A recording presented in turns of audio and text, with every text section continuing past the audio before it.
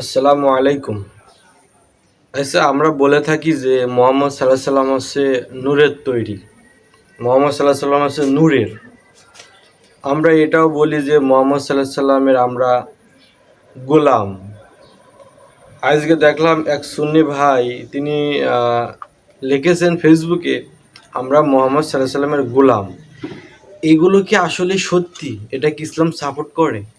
মোহাম্মদ সাল্লাহ সাল্লাম কি কখনো বলেছে যে তোমরা আমার গোলাম বা তোমরা আমার বান্দা? আমাদেরকে বলেছেন? না, মোহাম্মদ সাল্লাহ সাল্লাম কিন্তু এই কথা বলে নাই। তিনি বলেছেন যে তোমরা হচ্ছে আমার উম্মত। সাহাবায়ে কেরামরাও ছিল মোহাম্মদ সাল্লাহ সাল্লামের উম্মত এবং সঙ্গী, তাই তারা সাহাবাই উচ্চ পর্যায়ে গিয়েছেন। তো আমরা আমরা তো উম্মত, তাই না? আমরা তোর বান্দা না, আমরা তোর গোলাম না, আমরা হচ্ছে আল্লাহর গোলাম, আল্লাহর বান্দা। এই নিয়ে দেখলাম ফেসবুকে বিশাল মারামারি বেঁধে গেছে। এক মুফতি সাহেব ফেসবুকে লিখেছে যে মোহাম্মদ সাল্লাহ সাল্লাম তিনি আমাদের মতো একজন মানুষ। আল কোরআনে তো এটা আছে, আয়াতটা আছে না, যে কোরআনে বলছে যে সূরা কাহাফের 110 নম্বর আয়াতে যে মোহাম্মদ সাল্লাহ সাল্লাম তোমাদের মতো একজন মানুষ, তার উপরে ওহী নাজিল হয়, তোমাদের উপরে ওহী নাজিল হয় না। আমাদের উপরে কি ওহী নাজিল হয় না? শুধু মোহাম্মদ সাল্লাহ সাল্লামের উপরে ওহী নাজিল হয়, তাই সে একজন নবী এবং রসুল, তাই না? তো এই নিয়ে দেখলাম যে যারা সুন্নি আছে, মাজার পূজারি আছে, আটরশি বলেন, ওই যে দেওয়ানবাগি বলেন, সিস্তিয়া বলেন, এরা মানে যারা এই যে গরু কুরবানি করে, গরু জবাই করে খায় বাবার দরবারে, মানে কাফের ফতুয়া দি, তারপর হচ্ছে ওই যে এজিদ মসজিদ বুইলি ফাটা ফেলছে। ইসলাম যে সত্য একটা ধর্ম, এরা মানে বিকৃত করে ফেলছে। ইসলামের সঠিক নিয়মটা, সঠিক নিয়মকানুনটা এরা কিন্তু সম্পূর্ণ বিকৃত করে ফেলছে। এবার সুন্নি জনগোষ্ঠীরা বলে যে মোহাম্মদ সাল্লাহ সাল্লাম নূরের তৈরি। তারা কেন মোহাম্মদ সাল্লাহ সাল্লামকে নূরের তৈরি বলল? একটি মাত্র আয়াত পড়ে, সূরা মাইদার 15 নম্বর আয়াতে বলা হয়েছে যে তোমাদের উপরে একটি নূর, আলো নাজিল হলো এবং একটি কিতাব নাজিল হয়েছে।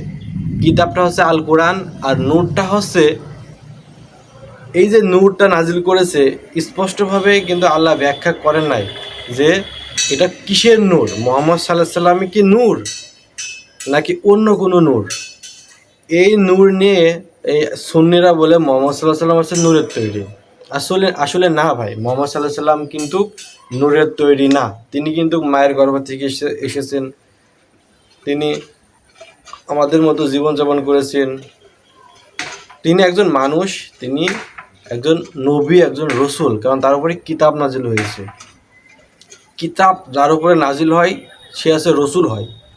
তো এই যে সুন্নিরা বলে যে মোহাম্মদ সাল্লাহ সাল্লাম হচ্ছে নূরের তৈরি, এই যে নূরটা আল্লাহ নাজিল করেছে, একটি নূর নাজিল করা হয়েছে এবং একটি কিতাব নাজিল করা হয়েছে। এই নূরটা হচ্ছে হেদায়েতের নূর। হেদায়েতের নূর, হেদায়েত নাজিল করা হয়েছে এবং কুরআন নাজিল করা হয়েছে। অনেক আলেমরাও এটার ব্যাখ্যা দিয়েছে মোহাম্মদ সাল্লাহ সাল্লাম এটা হচ্ছে নূরের তৈরি। এই যে নূরের কথা আল্লাহ নাজিল করেছে, এই যে নূরটা নাজিল করেছে মোহাম্মদ সাল্লাহ সাল্লামের উপরে, কিন্তু এটা মোহাম্মদ সাল্লাহ সাল্লামকে সম্পূর্ণরূপে নূর বানাই দেয়নি, তার উপরে নূর নাজিল করা হয়েছে, হেদায়েতের নূর। আর দ্বিতীয় হচ্ছে কিতাব আল কোরআন। এটা আমি ব্যাখ্যা করে যা জানলাম আর কি। আমার থেকে অনেক আলেমরা আছে কিন্তু এরা মানে নবীকে একদম নূর বানাই ফেলছে। তিনি একজন নূরের তৈরি বানাই ফেলছে। নূরের তৈরি হওয়া আর মানুষ হওয়া এটা তো বোঝাই যায়, তাই না? মানুষ হয় মানুষের গর্ভ থেকে, আর নূর হয় আল্লাহ পাকের অন্য সৃষ্টি থেকে। নূর তো মোহাম্মদ সাল্লাহ সাল্লাম কখনো নূরের তৈরি না ভাই। তার উপরে তো হচ্ছে কিতাব নাজিল করা হয়েছে এবং নূর নাজিল করা হয়েছে। এই নূরটা হচ্ছে হেদায়েতের নূর। আর তোমরা বলছো মোহাম্মদ সাল্লাহ সাল্লাম নূরের তৈরি। একটু মাথা ঘামায়া কাজ করতে। মোহাম্মদ সাল্লাহ সাল্লামের সম্মানটা তোমরা মাটিতে ধূলিসাৎ করে দেবো না। তার সম্মান হচ্ছে আল্লাহর আরশ পর্যন্ত।